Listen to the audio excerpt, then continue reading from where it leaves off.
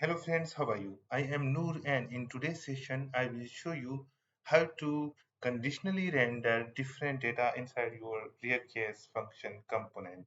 So let's me directly move to our project that we are using in this series. It is our top header component.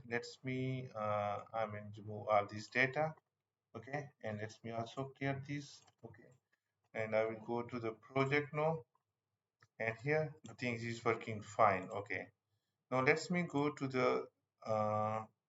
the header component. I will also remove these, and here let me declare a variable. I will keep it constant. Is user login is equal to false. Okay. Now I want to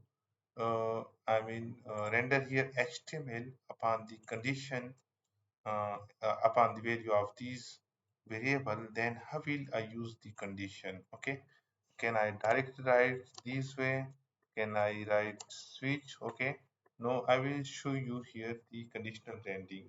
So first of all, if you want to write the JavaScript code inside the HTML of the function component part, okay, you have to write the parentheses. Now for the condition, you have to use the ternary operator. For example, if user is equal to true, if user login is equal to true, then you have to print, render this div, okay? Else, for using the else, we have to use the two dots, okay? Else you have to type h2, h3, sorry. Now it is basically the conditional rendering. These statement mean that if user is login, if user login variable is true, then you have to render this HTML, else you have to render this HTML. Now let's me type here some data like uh, user is login, okay, and here I will show user is not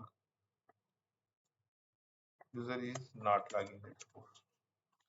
Now for the time the variable value is false, so these HTML will be rendered. Let me show you in the browser. User is not logging. Okay. Now let's me make the variable value to true.